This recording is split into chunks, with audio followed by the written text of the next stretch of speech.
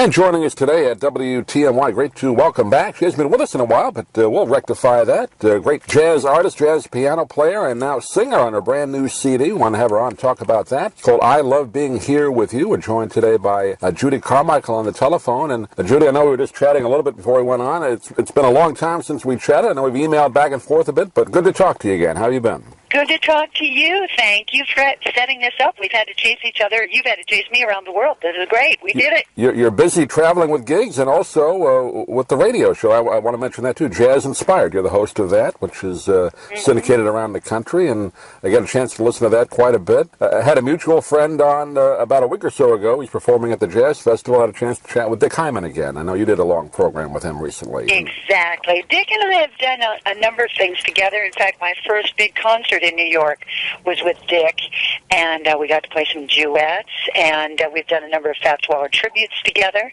Dick's a favorite of mine. Well, he's a favorite of everybody because Dick's so great. So, yeah, and he's going strong. We talked about you. We were talking about styles of piano. Excuse me. I asked him, what's the most difficult, and I thought it would be stride, which you're a aficionado and master of, and he agreed with that. He also said boogie woogie. I mean, it's a physical style of piano playing. Exactly. He is 85, I believe, or 86, and like you said, yeah, still sounds great. I guess the fingers, as long as you keep them working, they can last forever, hopefully. Well, and Dick he's just got a very positive attitude about it. He's one of the really successful ones, and it gives me faith in the business because he's somebody who should be successful. We both know people who are successful and work a lot who are not great musicians, but Dick is a great musician by anybody's standard, and he's been busy throughout his career and deserves every bit of his success. So, yeah, he's one of my favorites. Well, let's talk about the CD, Judy. I know it came out late last year, and a bit of a departure for you. I know in your live shows you've sung before, but on this CD, you do a lot of singing on this, so something a little bit new for you, right? It's a brand new thing for me. I've only been singing the last, 5 years, and I would do maybe one or two vocals in a concert set, and on my last CD, my previous CD to this one that you're talking about, Come and Get It, I sang a couple tunes. But it is a new thing. I never thought I could sing. I'd had a couple surgeries on my vocal cords. So I never even sang in the shower. I mean, I really didn't sing. So all this radio work and thinking about getting my voice in healthier condition over the years, I kind of surprised myself, and I tried a little tune. I'd written something kind of a funny tune and sang it, and the big surprise was not just that I could physically sing, but that I enjoyed it so much, and one thing led to another, and it gave me an opportunity to explore a repertoire that I don't play, and a lot of the ballads that aren't associated with stride, like Say It Isn't So, and things like that, and G Baby, and so I thought I'd just really go for it, which I did, and I hired Mike Renzi to play piano for me, who your listeners will know he was Peggy Lee's longtime musical director, Mel Torme's longtime musical director. He was the musical director for Sesame Street, and he's presently the musical director for Tony Bennett. So he is really the consummate accompanist and one of my longtime heroes. And so I went for it and had him play piano, and I sang. So it's radically different for me. Yeah. I saw Mike, he was just down here recently. Tony Bennett just did a show a week or so ago down here, and I didn't know I didn't get to see it. I didn't know he was his piano player now, so that's good to hear. It's a relatively recent change for Tony, but they've known each other for years. Sure. And, so very exciting. You're doing pretty good when you get Mike Renzi behind you there on the piano. You've got to up your game. I had Harry Allen, too, and Jay Lenhart. Jay Lenhart, sure. So I was in a room of giants, so I had to sing well. Yeah, Jay's been a frequent visitor down here as well to the Jazz Festival. And what has been kind of the challenge for you? Obviously, you mentioned the voice. You had to have some work done on it, but it's more than the voice. It's breathing technique and all that to sing, right? Did you have to kind of take some lessons in how to do that? Well, I didn't take any voice lessons. It's something I've played with enough horn players. I talked to Harry about voice and about breath control, and I think the main thing for me and what my goal is, and my favorite singers have always had this, is that you have great intonation and that you have a good feel for the music. Those are the two things. I don't even want to listen to somebody if they don't have that. that. I'm more into that than great acrobatics, or, everybody wants to be Ella Fitzgerald, and there's one Ella Fitzgerald, I'm more interested in people who tell a story sincerely and are connected to the lyrics. I'd rather listen to Fred Astaire sing a great lyric than most of the jazz singers singing today, who are loaded with scat and fancy tricks, but I'm not moved by the song and the delivering of it. And so I'm really interested in that. It's very old school. I just want to tell a story and tell it well and hope that I can move people. So that was my goal. I always thought Fred Astaire totally underrated as a singer. I know WNEW, I grew up listening to that station, played quite a bit of him as a singer, and he introduced a lot of songs, and just did it simply. Didn't try and be fancy, just sang it on key, and that was it, and it worked. Absolutely. Well, and he was a favorite among songwriters, because they knew that he would play it the way they wrote it. And that's what you want. And he had great intonation, and he swung, and he had great feel, obviously. And I love his singing. And on my show, a lot of singers mention Fred Astaire. So there are... The people who count know that Fred Astaire could sing. In terms of that, Remember, I guess the famous story is when he, auditioned, somebody wrote down... can't sing, can't act, and dance a little, something like that about Fred. I mean, they got him totally wrong. That was it. Exactly. Yeah, well, they really messed up on that. Oh, man.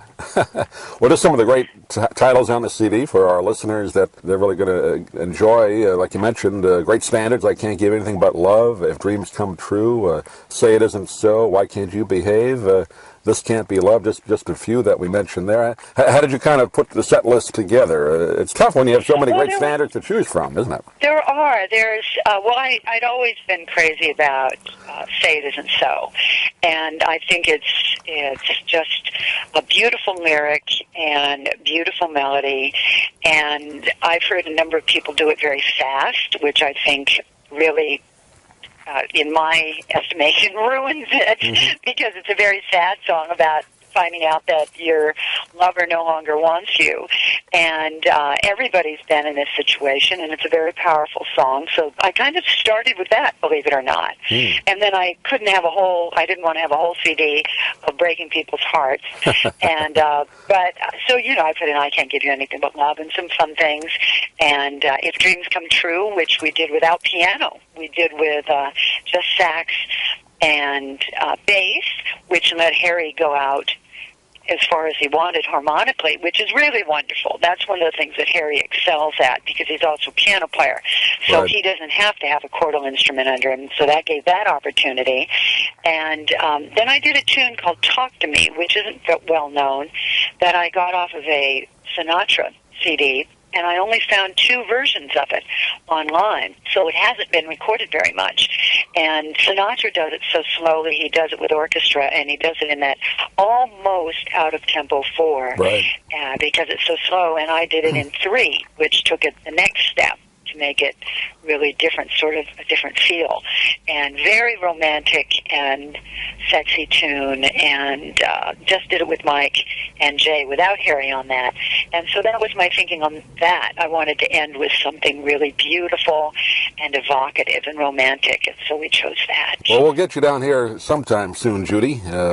We miss you down here, and I just want to chat for a couple minutes about your radio show, the Jazz Inspired, and you do such a great job with those really long-form interviews, which is rare to hear on radio. We try and do some of them here, but you really get a chance to build a whole conversation with a guest, and you intersperse songs in there. Obviously, you enjoy doing that. You're finding different people to interview, too, which is kind of fun. It is fun. I really love it. I feel like it's, with people I don't know, it's sort of a blind date with people I want to spend an hour with, and I've been able to do that now. And the show's we're in our 15th year, which is very exciting. I've done 300 interviews, reached that mark, that milestone, and it continues to be inspiring for me because I'm talking to creative people, some of them very well known, some less well known, but all of them highly skilled, and they talk about how jazz inspires them and how they use it in their creative process.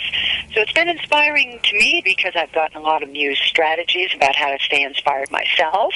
I've learned a lot of new music that I didn't know about as people bring things and bring jazz that I've never heard or their favorites. I've learned a lot about process. Well, I had Mike Renzi on, so he talked about how he wrote, how he went about writing the things for Sesame Street, what he likes to do when he's accompanying and how he thinks about that. I had Tony Bennett on, and he talked about what he wants in an accompanist, so I got it from both sides. I had Seth MacFarlane not long ago from Family Guy, so talked about how he feels music, and specifically jazz, is important in writing his shows, whether it's a movie or it's Family Guy or American Dad. And it's been a fascinating journey for me and something I feel very fortunate to be able to be involved with. I didn't realize, I knew McFarlane sang in the Family Guy, when they do the crazy numbers there, but I didn't realize he put out an album of standards until I heard it on the Sinatra channel, and a very good singer. Right, yep, that's what we were talking about. That's that was right when we did the interview. And what I've told you this before, what's great for me is that I insist that people do the interviews in person. Mm-hmm. Even as busy as I am running around the world, I will schedule these all at once, and then I will edit them and air them later. And so I'm able to be face-to-face, which is a very different kind of interview than doing it on the phone, and especially in a long form. If you're going to be with somebody for an hour, a lot happens. It's a lot different from the experience of talking to them on the phone. And that's been great. I mean, Tony Bennett I had for 2 hours. Billy Joel, I went to lunch with him and we sat for 3 hours. And I don't have the time usually to do that. But if I get that chance to be with a person, interesting things happen. So that's really something I feel fortunate about. You bring your digital recorder, I take it, and record them that way? Yep. I do. They're great little units to have. Well, technology's on my side, at this point, because I can take it. It's very small, and I'm going to England next week, and I'll have my equipment with me, and when I'm in Brazil this summer, I'll have it with me, so I can get a lot of people that you wouldn't get to have that interaction with, because most of these people, especially musicians, are touring just like I am. Right. So it's hard to get us in the same city at the same time, but very often we overlap at festivals, so I can sit them down and have a conversation, which is great. And again, the name of the CD is called I Love Being Here With You, Judy Carmichael, singing some of the great standards, and like I mentioned, the great group behind you, Mike Renzi, Harry Allen, and Jay Lenhard, and Judy, always great to catch up with you. I know you're always traveling, which is great, but we do miss you down here, Judy, and we'll get you down here in Sarasota real soon, I promise. I hope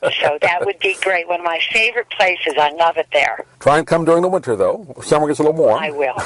Give me a little bit of a relief from the 5-degree weather. I appreciate that. Thank you, Judy. Thank you so much. I really appreciate you talking. Thank you for calling. Great. We'll talk to you soon.